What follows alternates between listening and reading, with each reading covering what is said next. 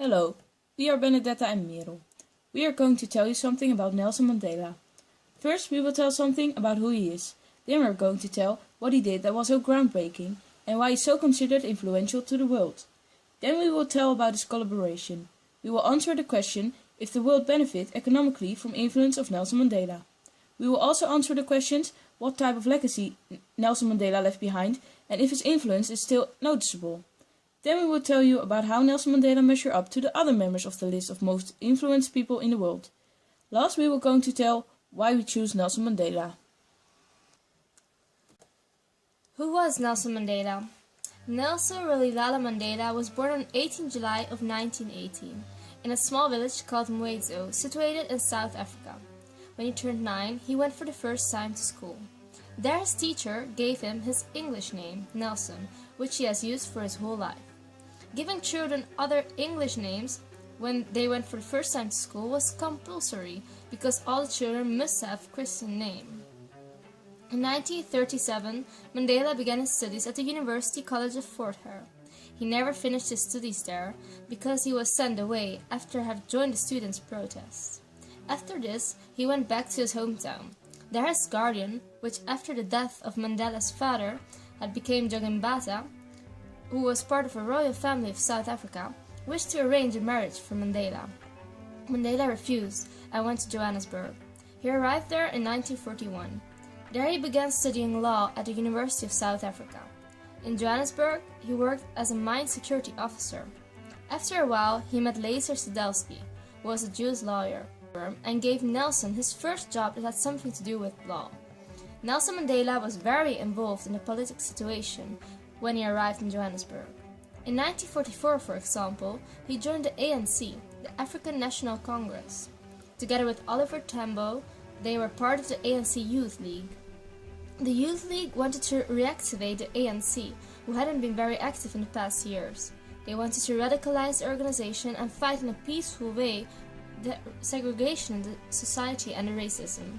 In 1948 began the apartheid, which was a situation where the segregation in the society was put in the laws of the country. The aim was to separate the white population from the black population. Nelson Mandela was strongly against this. In 1952, Mandela and Oliver Tambo opened the first law firm opened by black people. They wanted to help black people who had juridical problems. In some cases, they offered also free help for the persons who were too poor to pay for a lawyer. In 1955, Mandela was arrested in a police swoop with lots of other people who were against the apartheid. Only in 1961 they were finally officially acquitted. In 1960, the police killed 69 unarmed persons who were peacefully demonstrating against the apartheid. At this point, it became clear that it wasn't possible anymore to fight apartheid in a peaceful way and that a different strategy was necessary. So the ANC asked Mandela to found an armed organization that could actually fight against apartheid. It wasn't the intention to kill people, but just to attack the buildings and places where the proponents of the apartheid came together. Mandela traveled without permissions across Africa and England to gain support for the armed struggle.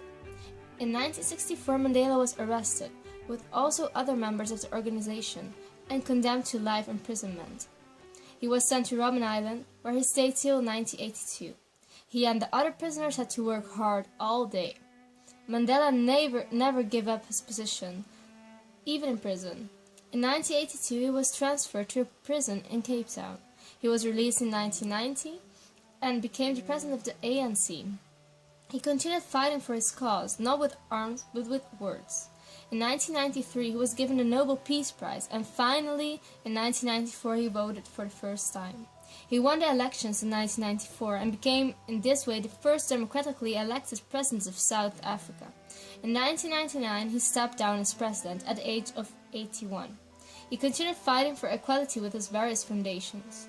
Nelson Mandela died on 5 December 2013 at the age of 95. What did Nelson Mandela do that was so groundbreaking? When Nelson Mandela was a young man, white and black people in South Africa lived separate lives under a system called apartheid. White people, who were a small part of the population, were in charge of the country. It was illegal for black people to use the same schools, hospitals and even beaches as white people. Conditions in whites-only schools and hospitals were much better. Black people were also denied basic rights, like being allowed to vote in elections. But Nelson Mandela believed that everybody should be treated equally.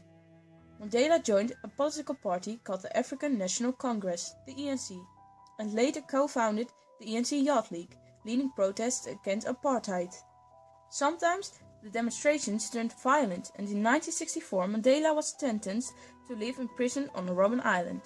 While Mandela was in prison, photos of him were banned and it was even illegal to quote him in public. But people from all over the world campaigned for his release. Songs were written and big concerts were held in protest. Finally, in 1990, the South African president, F.W. de Klerk, a white man, allowed him to go free. Mandela has spent 27 years in jail and was graded as a hero on his release. Mandela is famous for promoting a message of forgiveness and equality. Apartheid was abolished in 1991, and 3 years later South Africa held its first elections in which black people, as well as white, were allowed to vote.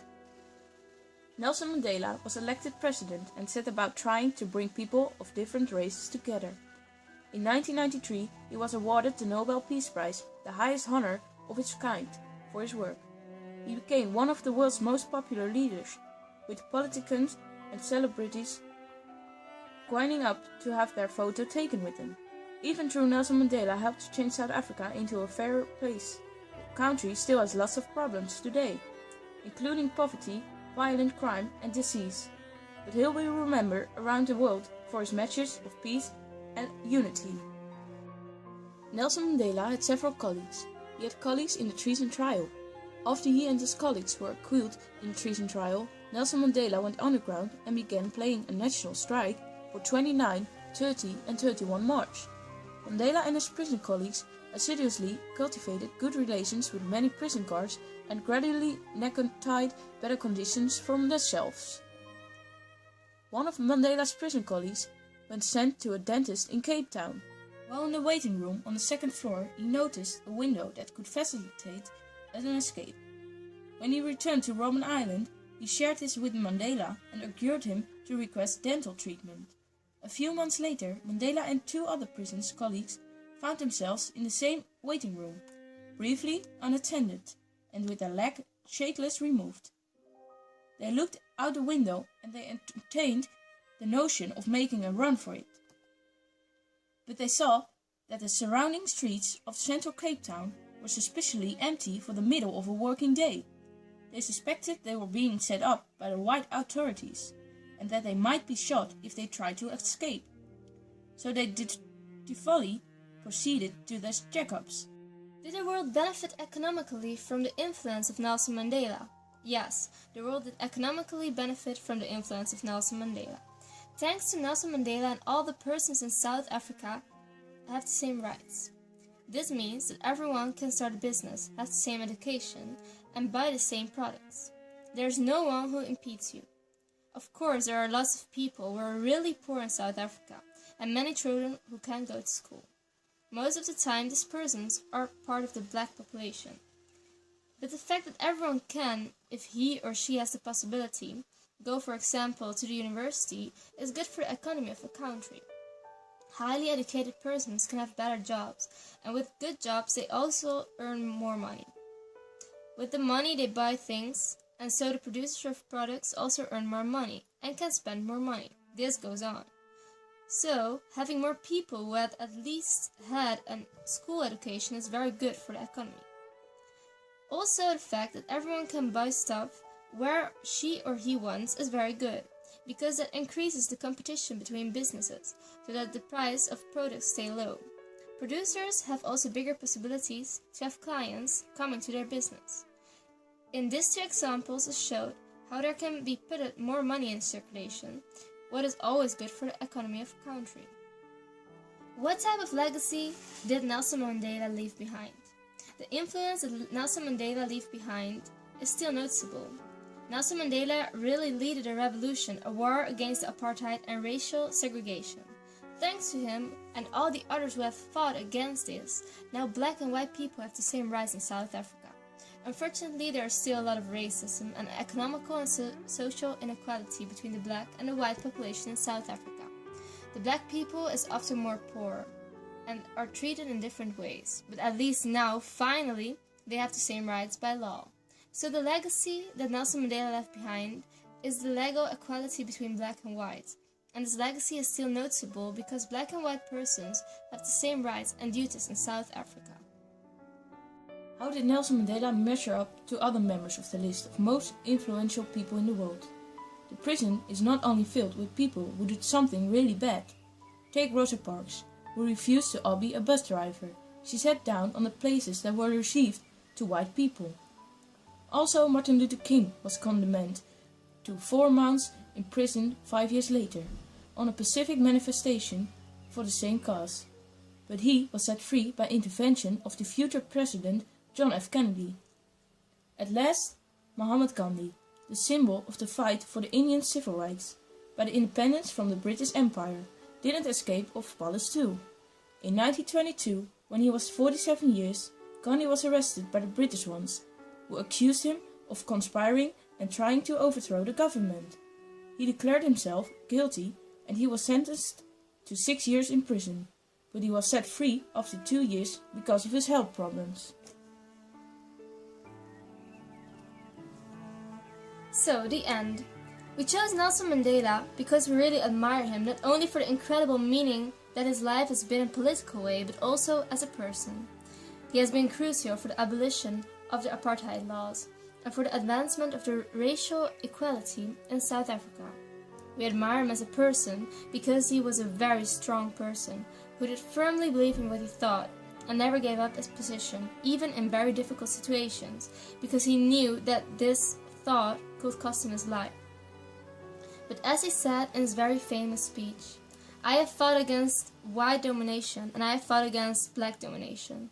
I have cherished the ideal of a democratic and free society in which all persons live together in harmony and with equal opportunities. It is an ideal which I hope to live for and to achieve, but if it needs be, it is an ideal for which I am prepared to die. We think he is a true example for all of us.